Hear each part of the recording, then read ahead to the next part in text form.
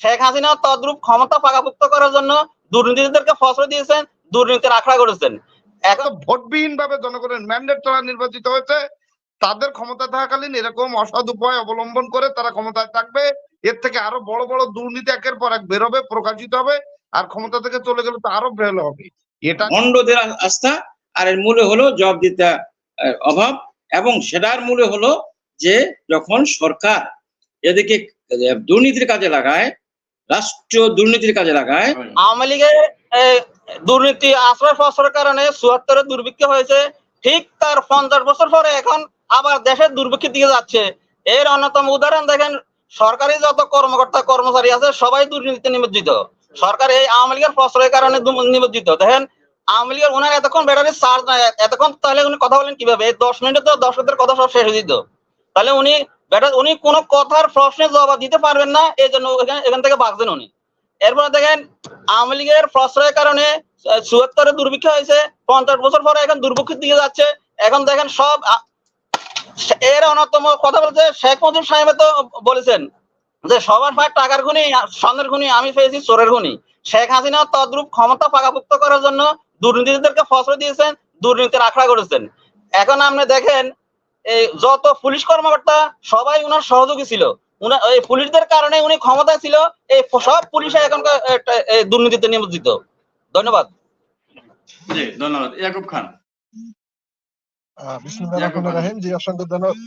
বিসমিল্লাহির রহমানির রহিম। জি অসংখ্য ধন্যবাদ এনামুল ভাই, ধন্যবাদ সকল অতিথিবৃন্দকে। এক্স্যাক্টলি আমার প্রশ্নটা ছিল আওয়ামী লীগের নেতার কাছে, যেহেতু উনি চলে গেলেন, তো আমি প্রশ্নটা আমাদের মনির ভাইকে করি, আমি রবি ভাইকে করি। রবি ভাই, ২১শে জুনের একটা পত্রিকা, দিগন্ত পত্রিকার ৩য় পৃষ্ঠার ৭ম কলমে লিখেছিলেন, এবং আমার একটা শুভাকাঙ্ক্ষীর মাধ্যমে আমি যেটুকু জানতে পেরেছি, বর্তমানে সরকার ৪৮ জন কর্মকর্তাকে বিভিন্ন সংস্থা থেকে অব্যাহতি দিচ্ছে, যাদের চাকরির মেয়াদ এখনো বর্তমানে ৫ বছর ৬ বছর আছে। তাহলে কি যারা সৎ, দুর্নীতির বিরুদ্ধে কথা বলে, এখন কি তাহলে তাদের সরানোর কারণটা কি নতুন করে দুর্নীতি যাতে করতে পারে সেটা সুযোগ করে দেয়া কিনা? ১ নাম্বার প্রশ্ন। আর ২য় নাম্বার প্রশ্নটা আমি কি ওনাকে আফজাল স্যারকে করতে চাচ্ছি। আপনার কাছে আমার জানার ইচ্ছা, হ্যাঁ আপনার কাছে আমার জানার ইচ্ছা, আওয়ামী লীগের নেতাটা বলে গেলেন প্রমাণ ছাড়া কাউকে দুর্নীতিবাজ বলা যাবে না। আমি ওনার কথা মেনে নিলাম। তা যদি হয়, আইন তো সবার জন্য সমান, তাহলে বিরোধী দল বা সরকার দলের বাহিরে যারা থাকে তাদের বিরুদ্ধে যখন কোনো অভিযোগ উঠে, তাৎক্ষণিক তাকে গ্রেপ্তার করে তারপরে তদন্ত করা হয়। তাহলে এই যে দুর্নীতিবাজদের যাদের বিরুদ্ধে অভিযোগগুলো আসছে তাদের গ্রেপ্তার করে কেন তদন্ত করা হলো না? এই দুইটা প্রশ্ন উত্তর দুজনে দিয়ে যাবেন সুন্দর করে। জি ধন্যবাদ। সালাম আলাইকুম। ধন্যবাদ আপনাকে। ধন্যবাদ ইয়াকুব খান। আলমগীর হোসেন সাতক্ষীরা থেকে যুক্ত হয়েছেন। আলমগীর, আনমিউট করে বলেন মন্তব্য। ধন্যবাদ উপস্থাপক সহ আলোচক বৃন্দ। দেখুন, দুর্নীতি ছিল, আছে, থাকবে, এটা পৃথিবীর প্রত্যেকটি রাষ্ট্রে রয়েছে। বিষয় হয়েছে যে দেশে জনগণের প্রত্যক্ষ ম্যান্ডেট ছাড়া জনপ্রতিনিধি নির্বাচিত হয় এবং তারা সংসদে আইন পাশ করে বা সংসদ চালায়, দেশ চালায়, তাদের কাছে আর কি আশা করব? জনগণের ম্যান্ডেট ছাড়া নির্বাচিত হলে স্বাভাবিকভাবে জনগণের প্রতি দায়বদ্ধতা, জবাবদিহিতা থাকে না, আর তার ফলে এই দুর্নীতির মাত্রা অতিমাত্রায় পরিণত হচ্ছে। এবং যারা গত হয়েছেন, চাকরি থেকে রিটায়ারমেন্টে গেছেন, তাদের দুর্নীতির বিরুদ্ধে অভিযান চালানো হচ্ছে।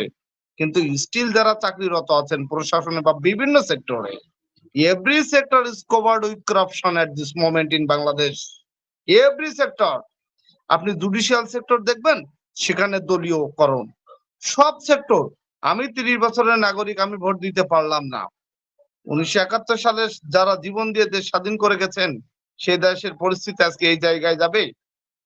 শোনেন, আমি ওই মনির ভাইকে একটা কথা বলি, এই দুর্নীতি নিয়ে আপনারা দয়া করে টকশোতে আসবেন না। এটা হবেই, কারণ তারা তো ভোটবিহীন ভাবে জনগণের ম্যান্ডেট ছাড়া নির্বাচিত হয়েছে। তাদের ক্ষমতা থাকাকালীন এরকম অসৎ উপায় অবলম্বন করে তারা ক্ষমতায় থাকবে। এর থেকে আরো বড় বড় দুর্নীতি একের পর এক বেরোবে, প্রকাশিত হবে, আর ক্ষমতা থেকে চলে গেলে তো আরো বেরোলে হবে। এটা নিয়ে কথা বলে লাভ নেই। আমি মনির ভাইকে এখন প্রশ্ন করি, আওয়ামী লীগ ভাইকে প্রশ্ন করতাম, অনেক প্রশ্ন করার ছিল, চার্জের কথা বলে চলে গেলেন। মনির ভাইকে বলি, বিএনপি নীতি নির্ধারকেরা আগামী দিনে কি ধরনের কর্মসূচি নিচ্ছে, এই সরকার তো জনগণের ম্যান্ডেট ছাড়া এই নির্বাচনে নির্বাচিত হয়েছে, এই 5 বছর কি তারা সম্পন্ন করতে পারবে বলে আপনার মনে হয়?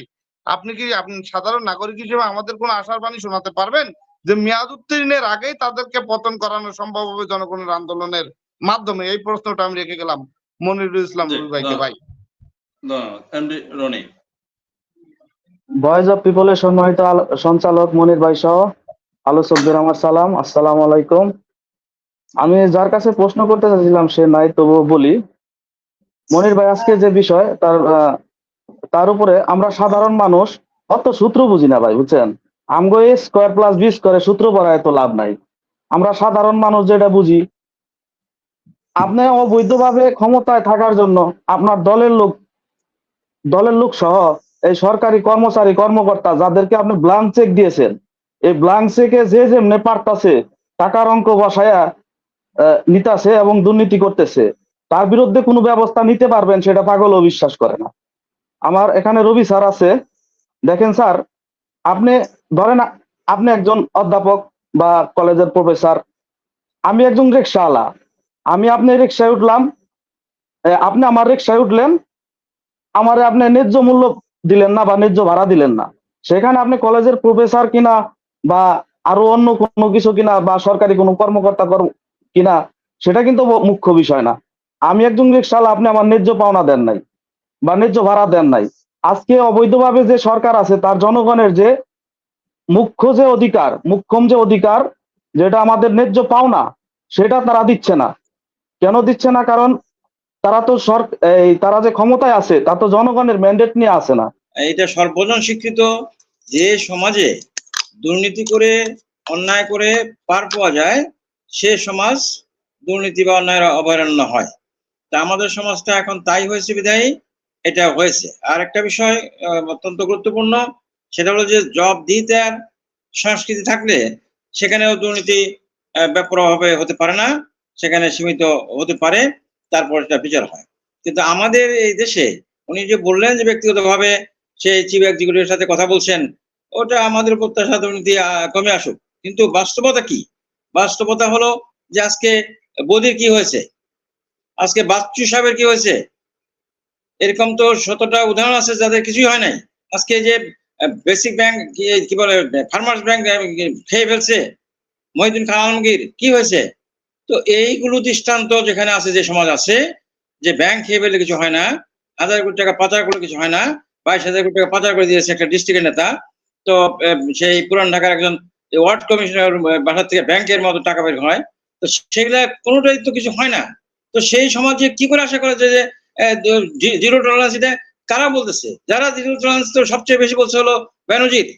এই বেনজির বক্তৃতার মধ্যে অঙ্গভঙ্গি করে তার বডি ল্যাঙ্গুয়েজ যেটা, সেটা মানে তার অবস্থান থেকে মানায় না, সেই দলীয় ক্যাডারের মতো করে তিনি বলছেন।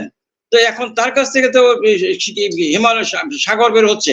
তো এইগুলা হলো ভণ্ডদের আস্থা, আর এর মূলে হলো জবাবদিহিতার অভাব, এবং সেটার মূলে হলো যে যখন সরকার এদিকে দুর্নীতির কাজে লাগায়, রাষ্ট্রীয় দুর্নীতির কাজে লাগায়, তাদের ভোটবিহীন ভাবে রাষ্ট্রীয় ক্ষমতা দখল করায়, তখন তারা ব্যাপার হয়ে যায় যে আমাদের দ্বারা, এবং অনেক ফোনালাপও ফাঁস হয়েছে ইতিমধ্যে, আমরা সবাই জানি যে একটা ওসি সাহেব এমপি সাহেবের ধমক দেয়, আমরা বানাইছি আপনাকে, বাড়াবাড়ি করবেন না। তো এইগুলা তো আসছে ওখান থেকে, যে এই এটা অন্তত এই সরকার দ্বারা, এই দলের দ্বারা সম্ভব নয়, এটা কোনোভাবে সম্ভব না। কারণ এই দলের প্রধান যিনি সেই মূলত প্রধান ধরা হয় কিন্তু আসলে প্রধান না, তিনি অতীতে বহুবার বলছেন যে মানুষ পায় সোনার খনি, আমি বেশি চোরের খনি, চাঁদার দল সব খেয়ে ফেললো। তো সে চোরের খনি, চোর গুলা আজকে ডাকাত থেকে লুটেরা থেকে বেপরা হয়ে গেছে। এটাকে সামাল দেওয়া তাদের দ্বারা সম্ভব না। এখন ওই যে রবি সাহেব আছেন, ওনারা যদি জনগণকে নিয়ে আন্দোলন করে জনগণকে ক্ষমতা আনতে পারেন, তাহলে একটা রাস্তা।